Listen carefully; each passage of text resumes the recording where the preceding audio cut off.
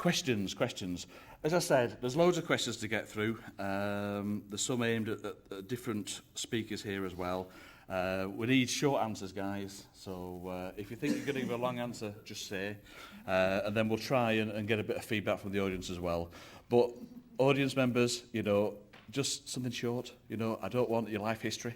Something. So a short answer, just saying, yeah, we agree, or a quick point will be fine. Does that make sense? Okay, cool. Right, there's one. Some of the questions are the same as well, so I've linked them together. But there's one which we'll do for all, and we'll start off with I'll start off with George. Okay. What is praying? And also as well, another linked question: what do you pray? And do you pray? All right. I think first and foremost, I kind of get my idea of prayer from Moses' encounter with God, on the mountain.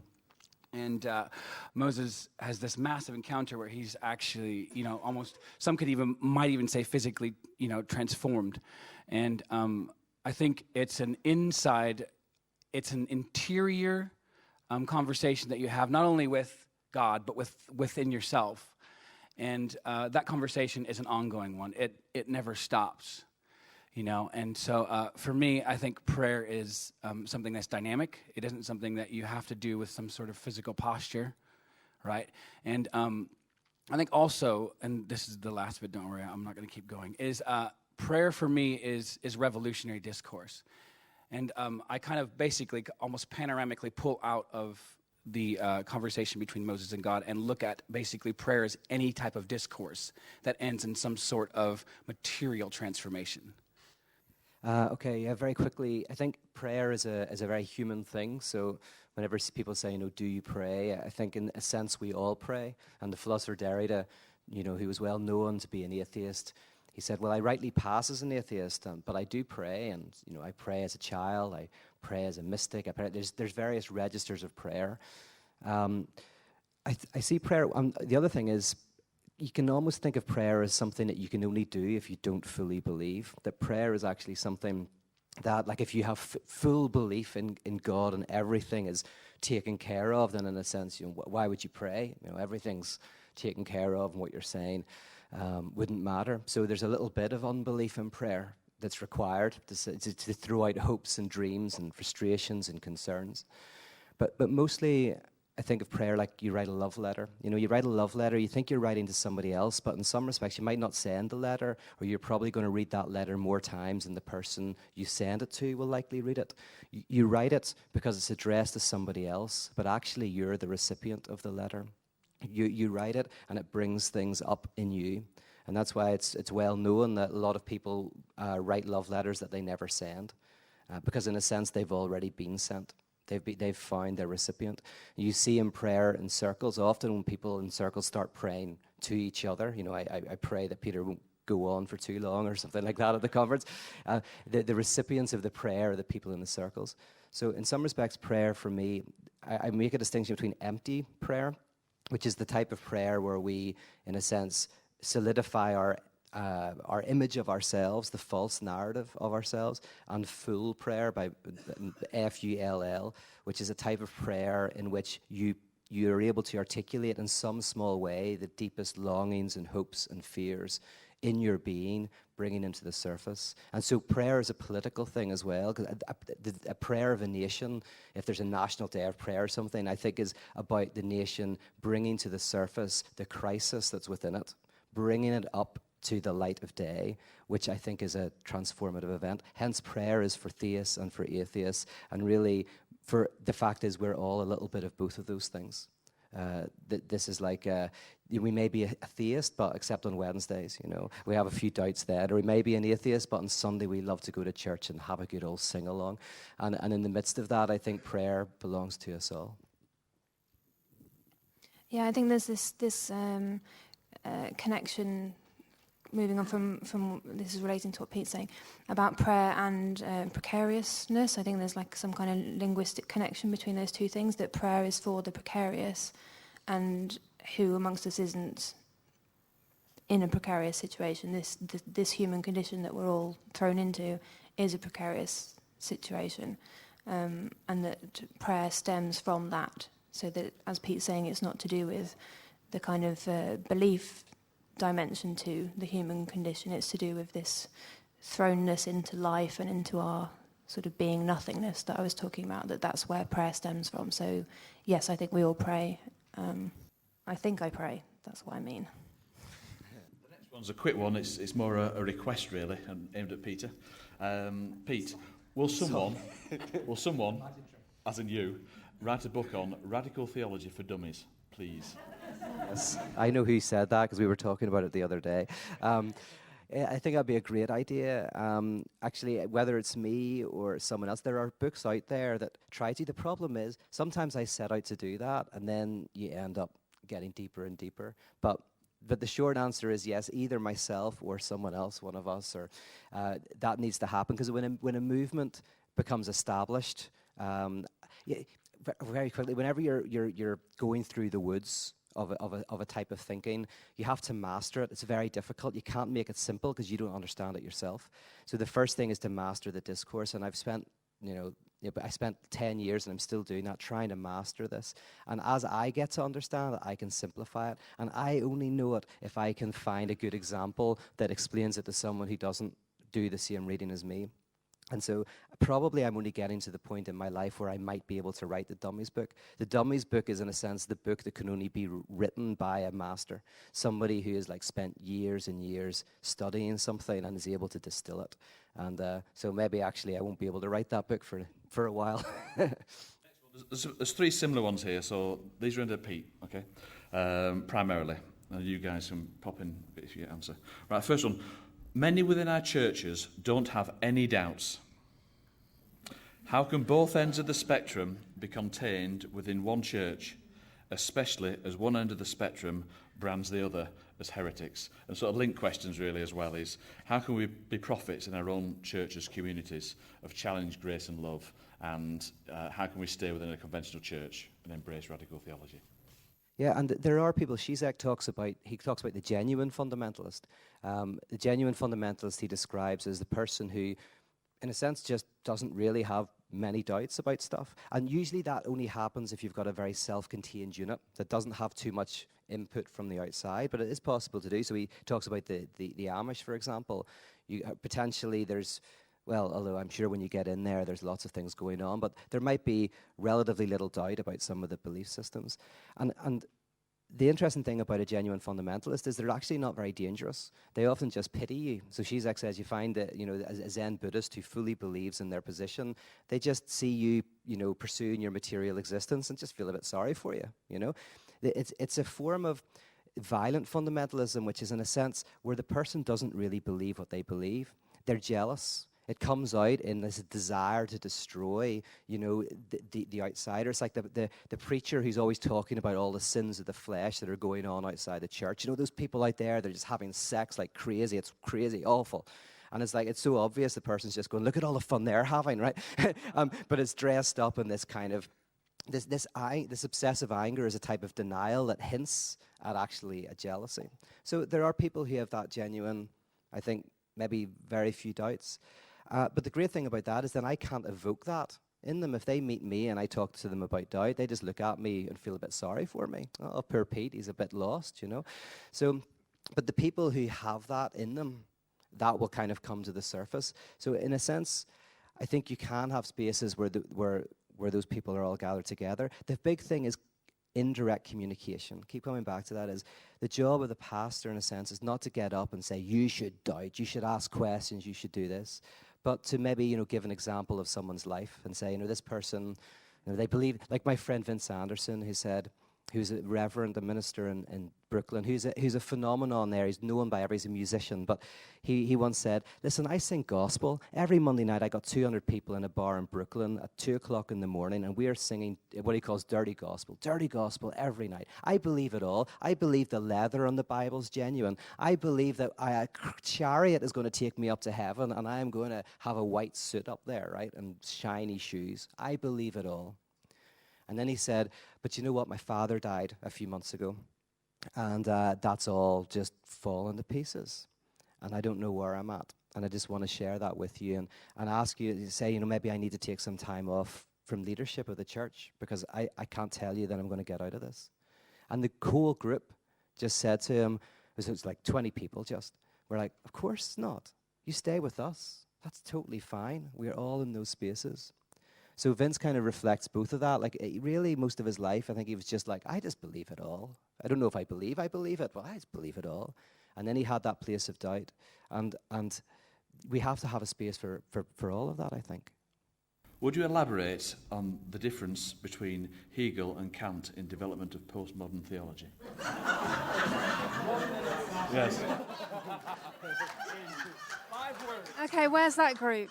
Where are they? Burn them. Yes, this is a huge question. So the difference I'd want to pick up on is that they would both kind of be talking about the limits of knowledge. Kant, I'm kind of putting those limits in within the world.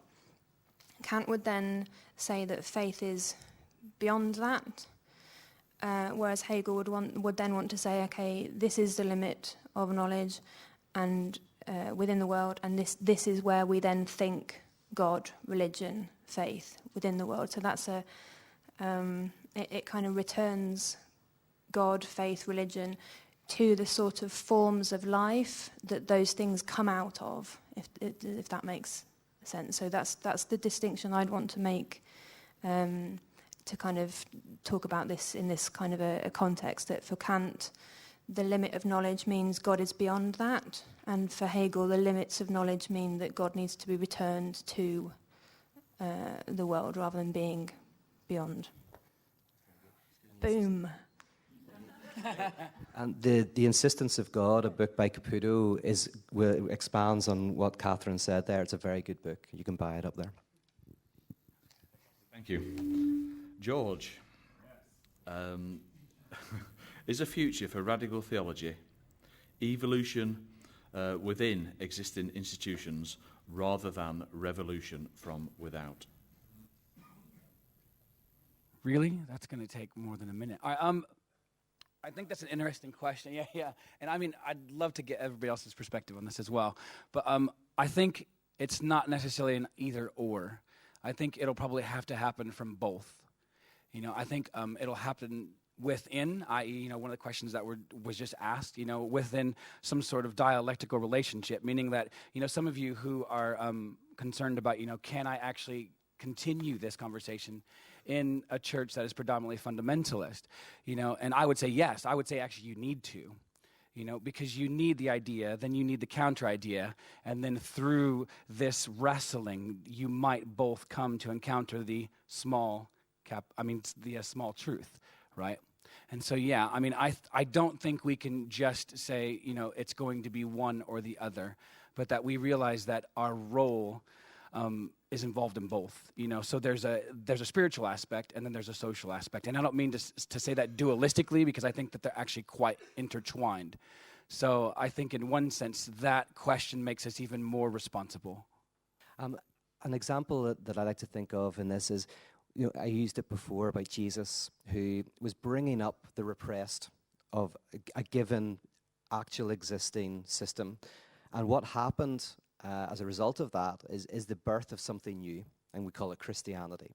And then Luther, to take another example, he does a similar thing in the Catholic Church. He brings up the rotten bones, the stuff that is not being talked about, that everybody knows. And in the process, something new is birthed.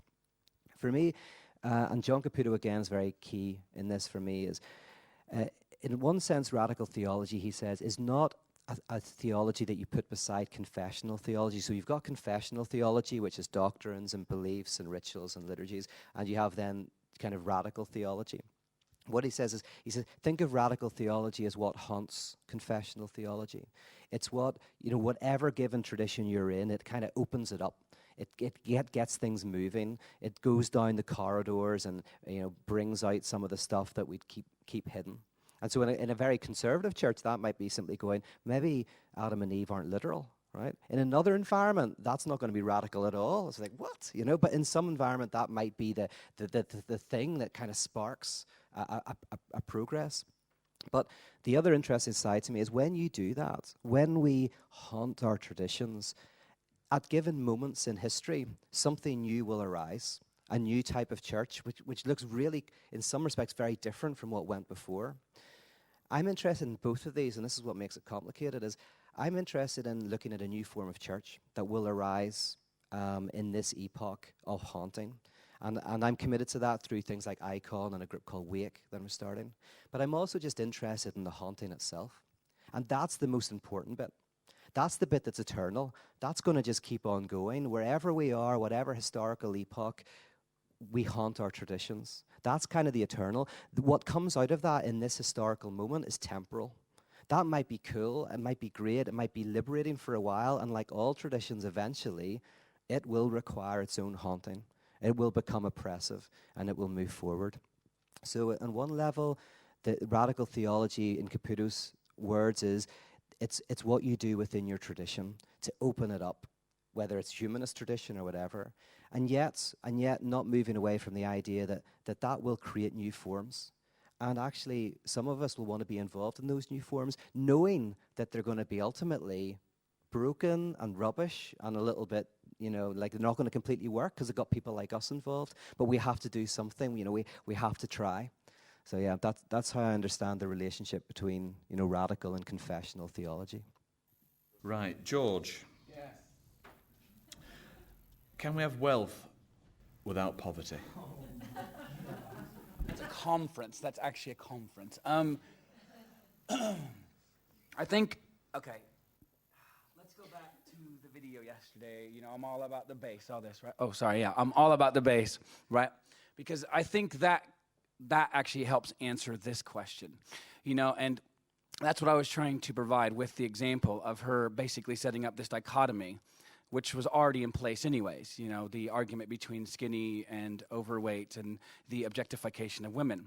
Now, what happens is you set up these antagonisms in place, right? The system, the institutions feed off of these antagonisms, right? They define themselves by these antagonisms.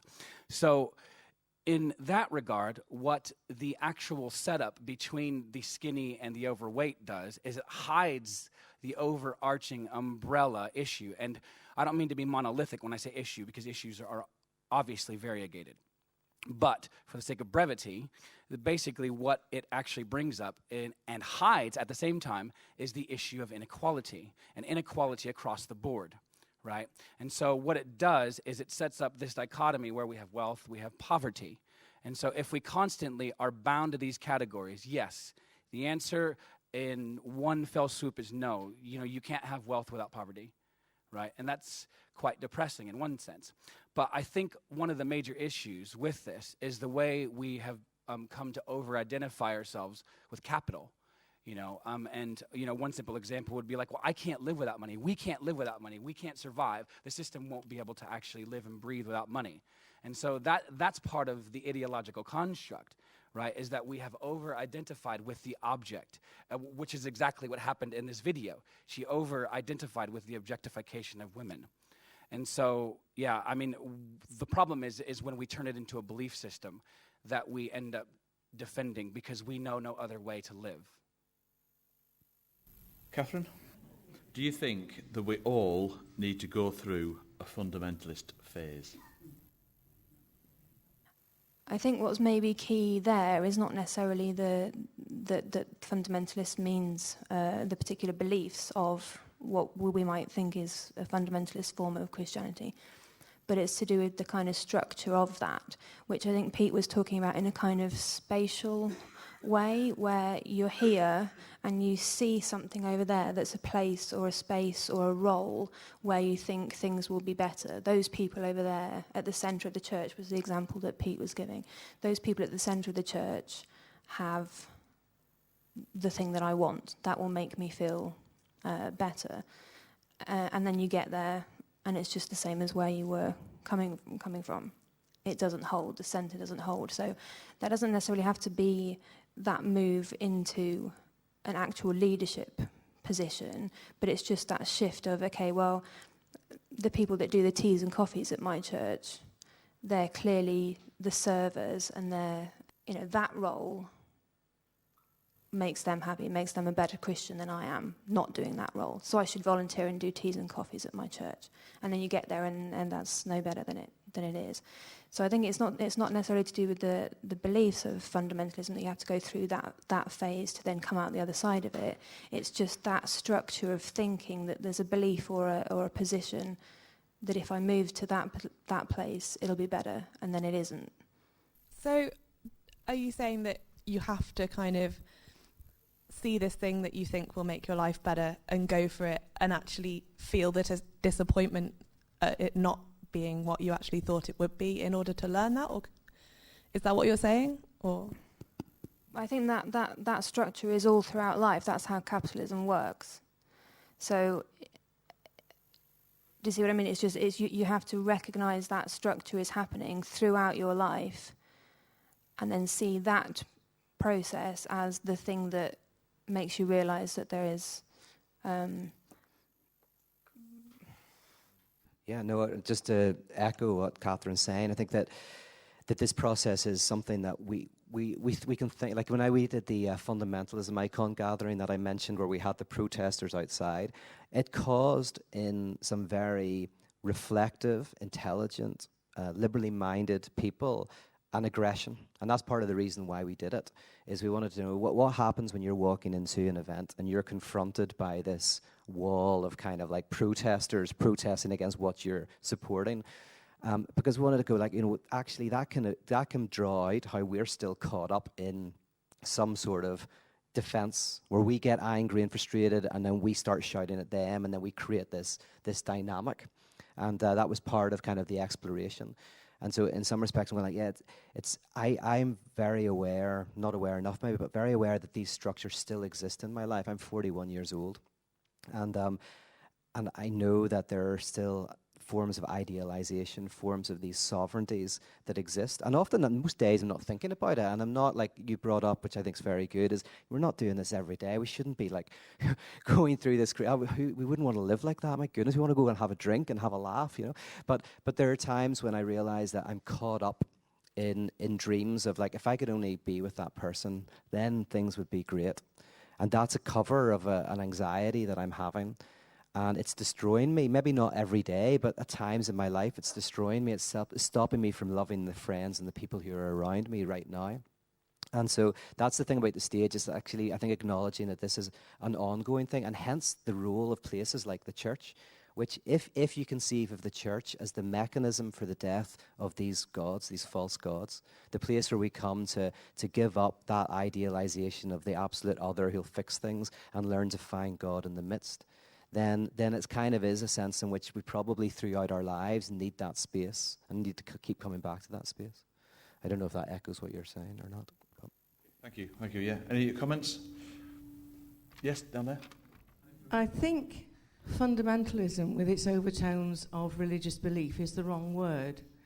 I think for many young people, there is a time when the message is simple and clear to them, and they are able to work that message, and they walk out boldly into the world expressing that message. And later on, of course, life catches up with them, and they find that their simple message is not as simple as it was before. But I think we should accept that many young people have this period of glory. I'll just comment on that very briefly as well. Like, actually, in adolescence, splitting is important as a defense mechanism because you're so close to your parents. Your whole relationship structure is your family, generally, in a healthy situation. And eventually, the child has to make his or her own relationships outside of the family, and that sadly requires the child to kind of like hate you a bit and go, oh, you're awful, because if that splitting doesn't happen, then they're still too closely associated with the family and can't get out there and make friends. So just when you said that, it reminded me, like, yeah, in adolescence there is sometimes a little bit of splitting that's required. And kind of like, I know the answer, my family are all crazy and I know what's going on, as a psychological tool to split so as they can kind of maybe begin to make their own way in the world. So there might be this temporary moment where that happens, but I don't know, I just thought of that when you said what you said. So, but do you think that's kind of necessary? Like, for me and for a lot of people at SCM, I think we've always been a bit ambiguous about our faith. We've always had doubts, and it's always been okay for us. And from some of the comments that have been made this weekend, I felt a bit like people's attitude is that, oh no, students and young people, they can't deal with ambiguity. We need to let them go through this, fundamentalist surety before they can get onto this ambiguous phase. And I don't think that's necessary. Do you think that that's necessary or not? No, I think you're right. I absolutely, think you're right. I wonder whether there is a point, and I'm thinking younger than university age, but at that age when you have to differentiate from your family, whether the splitting, which basically, as I say, means where you kind of paint a more simplistic view of the world of good guys and bad guys, might be a common mechanism to help with that differentiation. However, as I say, that can be very minimal. That's literally breaking with the family. That doesn't have to mean religion or anything like that. Just that, if you think of a breakup as well, sometimes in a breakup, people who are going through a divorce, often when they're reasonable people say, we're not going to be like the others, we're not going to hate each other and do this. And I've never seen a situation where there hasn't been that moment where they really hate each other. And you kind of start to wonder whether actually that's partly what's required in order to act. Because if you didn't do that, you're still connected and you can't really move on. They kind of like, I'm so annoyed, I never want to see you again. It might be a necessary moment. And then, of course, if it's done, they go, well, I didn't really mean it. And they are able to have some sort of friendship on the other side of that hump. So again, that's just for me a kind of a psychological thing that maybe at certain points in our lives we need to split. Or the example I used of the woman whose brother was killed, that she temporarily had to engage in a form of psychological splitting. But I think you're right. That can happen at any age. I think we're missing something here, though, and the problem I think is the word progressive, which is a pretense, in a way. No offence to PCN, and the same with the SCM. Right, moving on. Yeah, and what I mean is that we have this illusion that we're on a linear path, and we're going to become in a better place, in a more complicated, sophisticated place. But simplicity and complexity are only one of the strands of a journey. There's also playfulness and excitement, and then security and fear maybe at the other end. So young people, and particularly children, the questions they bring are far more profound than the questions that some of that later on in life we can ask, because of where we're at, and we become embedded in the mess of life in a different way. So actually, I think some young people, I don't mean me now, I mean really early, young children who ask questions, and the questions really are incredible, and they're not, and it's not just simple questions. I think simplicity misses it. So when Jesus says you need to be like a child, it doesn't mean to be a simple faith and just to go along with emotions and believe this and that, and ignorance is bliss. He doesn't mean that. I don't think. I think he means a playfulness. It's very interesting, isn't it? We immediately homed in on the word fundamentalist and related it to religion. May I suggest that perhaps the fundamentalist stage that a lot of teenagers go through is the atheist, fundamental atheism? Well, I did, actually. I actually think that if you want to be a good Christian, the one thing you don't want to be at university is to join any Christian organisation. Judging on many of my friends who had loads of hang-ups joining some of these things. But on a slightly more serious point, I think there's far too much hang-up upon religion as though it's a separate box. And I'm not convinced that any of us, particularly young people, actually think along one line, one linear line, as was set up there. Their way they look at the world is partly scientific, partly historical, partly artistic, partly everything, any other field of endeavour you think. And I think it's very foolish to actually assume, okay, we'll go through a fundamentalist phase in, because if you've had a fairly broad thought, you may well not go through fundamentalism at all. It's not a necessary condition of learning. You have to be a fundamentalist. Yeah, it's really interesting, just the conversation of fundamentalism. We just literally had an epic conversation last night about fundamentalism. And, I think you rightly pointed out that, we're literally just fitting it into one category.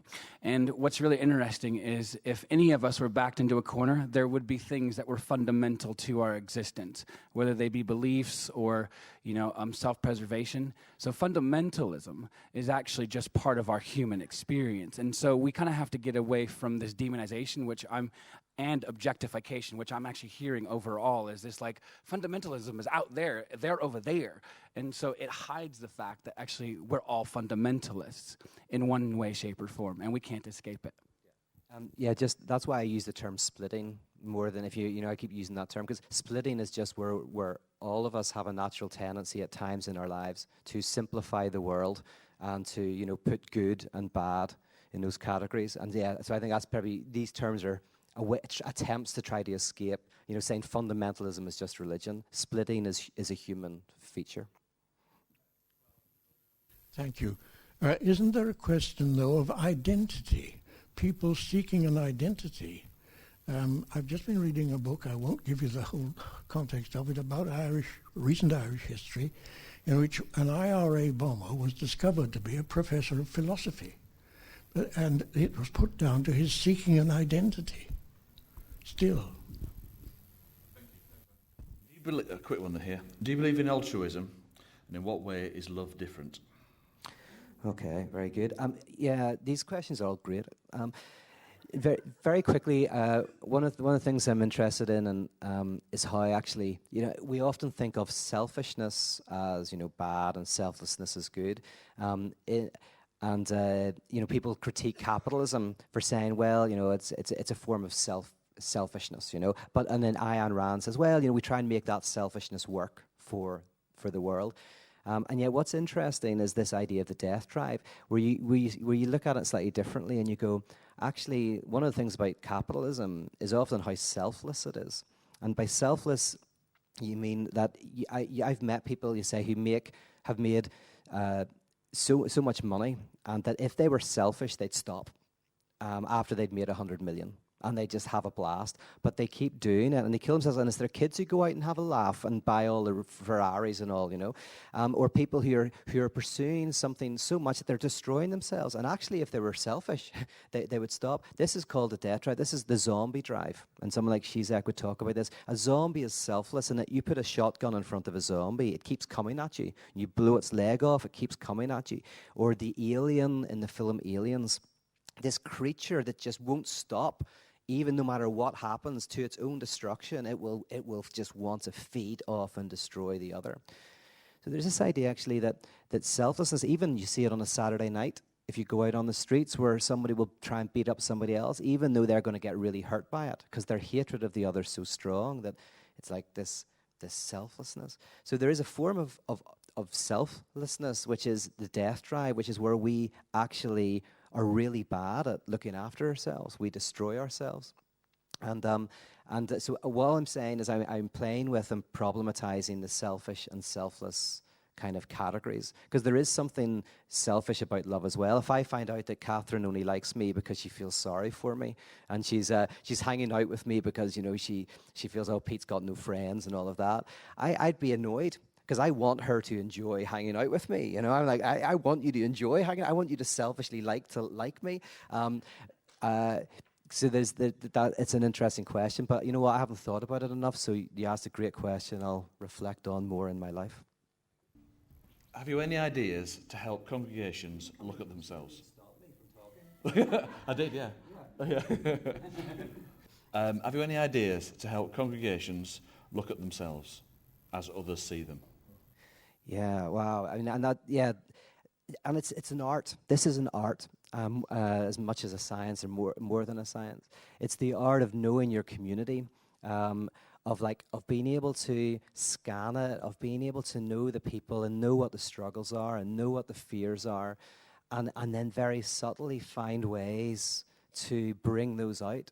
That's why somebody from the outside can't really do it, you know, come in. Although sometimes you need to bring someone in from the outside, but you do that strategically because you go, oh, they're not going to listen to me, right? It's like, you know, talking to your kids, you go, my kids are never going to listen to me. I'm their parent, you know, I have to get somebody else. But then you choose somebody who you think they would like. But that's the difficult thing. And in analysis, there's a word called scansion.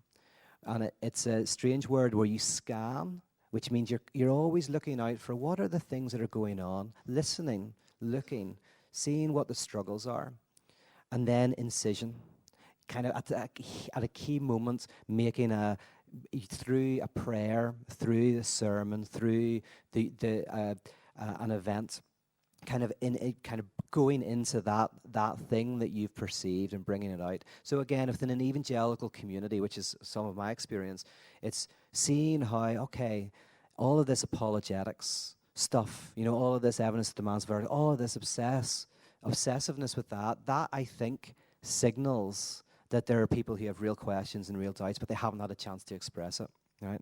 So the incision there was atheism for Lent. Okay, you know what? We seem to be terrified of actually looking at these people. Let's do that. But let's put it atheism for Lent. Let's make it a Lenten thing, a religious thing, something that we can celebrate. And so that was that context. In another context, you know, it might be how the ritual in a liberal church, that somehow the ritual, everyone can doubt anything, but don't touch the structure. And if that's a strong thing, if it's a weak thing, just going, I really like the structure, you know, don't touch it, it's great, that's fine. But if there's a sense in which people are, you know, ask any questions they want, but the structure has to remain the same, then that might lead you to suspect that gives a security in the face of maybe growing old and facing death. And that somehow, you know, which is a good thing to have a structure that protects you from that, my goodness. But if it's just so strong, and you go, okay, right, we're going to have to play with it a little bit. You know, how do we address that? So, I mean, that's why I'm not giving very many concrete examples. It's an art, but it's an art where you have to listen so carefully. Because if you do too much, people shut down, defense mechanisms come up. If you do too little, the system just continues and nothing changes. George, 20-second answer. Can Christianity survive without an institutional church? Yes. I'm just kidding. I think the question is quite an interesting one because, again, it sets up the dichotomy. And we won't get into that because I have only 20 seconds. So, but that should keep something in the back of your mind, right? I think there's a couple of things I want to respond to. One is the way in which we're changing as a world through the progression of science and also through the progression of technology, right? And I think in one sense, the idea of the church itself is going to be redefined in so many different ways that it will probably not hold some sort of unified expression of itself. So for example, and this is a very simple example, you know, technology is working on holograms. Well, that means I can probably have a church with 20 people from Korea sitting in my front living room, right? And so this idea of the church and institution, again, setting up the false dichotomy, and again, that's what I was trying to deal with, yesterday, was setting up this false dichotomy, was that we're actually dealing with something actually much larger than that false dichotomy, and that's the human community. And so sometimes we get so caught up in the institutions that we're a part of that we almost forget that we're a part of the human community. And I love where Jesus says, where two or more are gathered, that's where I am. He doesn't say where two or more Christians are gathered. He just says where two or more are gathered. He doesn't make that distinction. And so for me, church is having a conversation with an atheist, having a conversation with a terrorist. It doesn't matter who it is, right? But it's the invocation of the Spirit of Christ in the midst of that conversation, right? And that means something different for everybody. And I just wanted to say this really quick, I'm pulling a Zizek now, is, there's also this understanding of church being this localized intentionality. And so, going back to what I just said, right? So we have to begin asking the question, what do we mean when we actually mean church? How can we present the questions arising from the Godly Mayhem weekend to people who are not here? I think that the questions that we've been dealing with are how do we face our demons? How do we look into the darkness? How do we listen to our ghosts? Which is, how do we ask our questions? So that's what I think the question from the weekend might be overall. How do we ask our questions? So that maybe when you go back to your communities, you can think about how you might create spaces for people in your communities to do that. Pete was talking in the question before George about some of the practices that he mentioned yesterday as well. Some of the examples he gave, so Atheism for Lent, the Omega course, the other ones.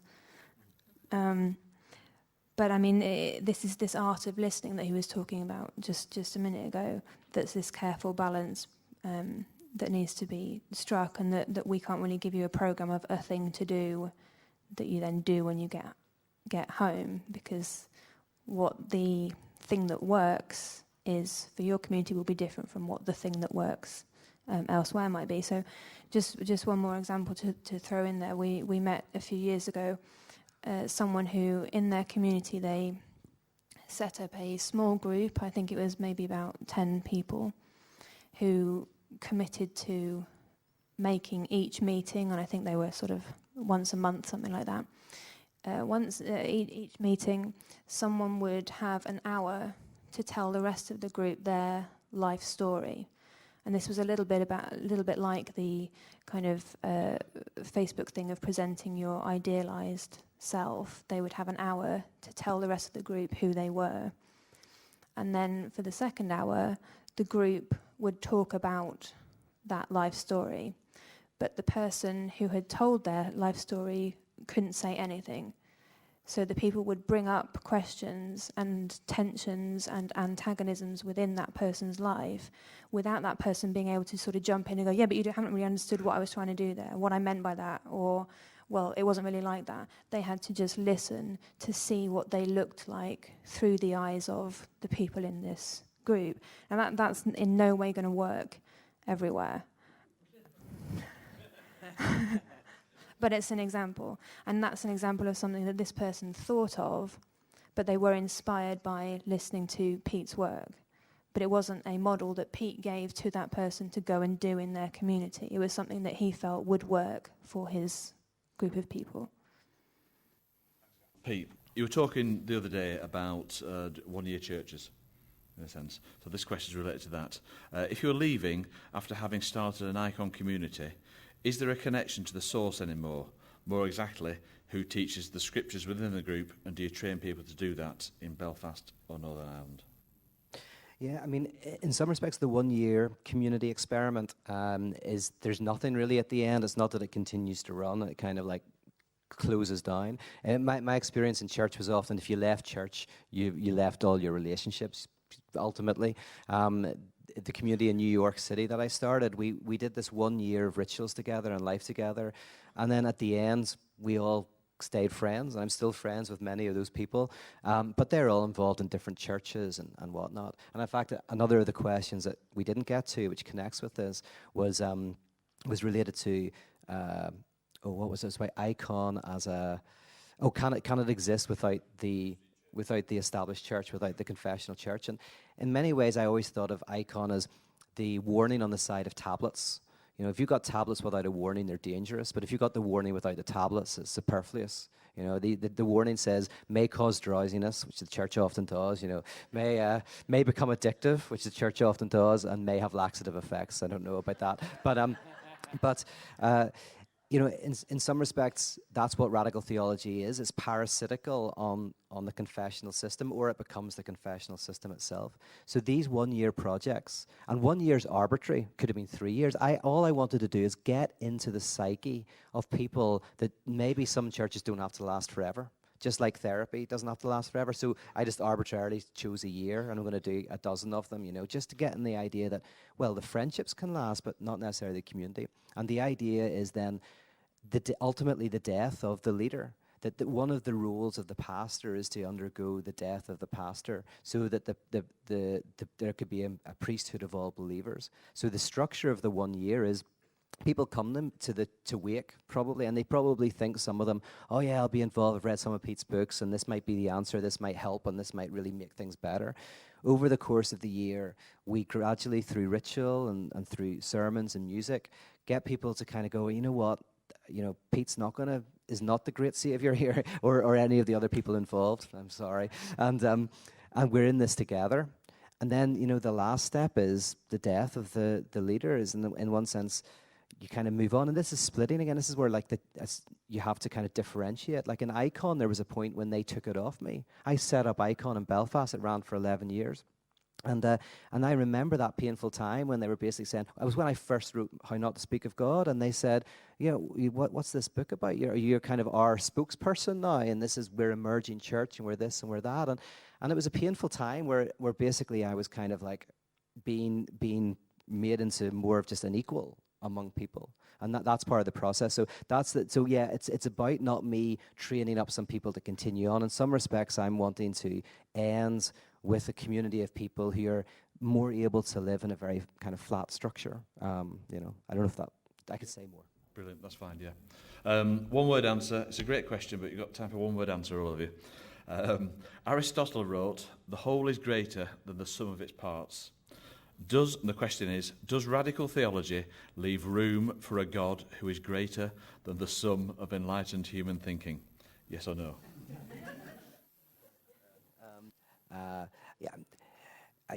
Yes, that doesn't necessarily mean a transcendent God, but the statement's very good. Okay, so Pete said yes, but not necessarily a transcendent God. I'm going to say no, because that would be a transcendent God. Which is basically to say we're agreeing. Yeah, I'm in the middle. I'm kidding. No. I'm probably where Katharine is, because I'm a Christian materialist. And I think, yes, the answer is no. So yes, no. Yeah, so yes. That's good. Thank you. Okay. The last two questions, which I'll just read out, so we've gone through the lot, and then we can all think about it over coffee. Can you provide some examples when an indirect intervention has provoked radical change in a church or organisation? And the other thought is, how can pastoral ministry work within radical theology or vice versa? Okay, good, cool. Well, thank you very much for your answers there. I know I've dropped you on the spot with a few of them, but thank you very much.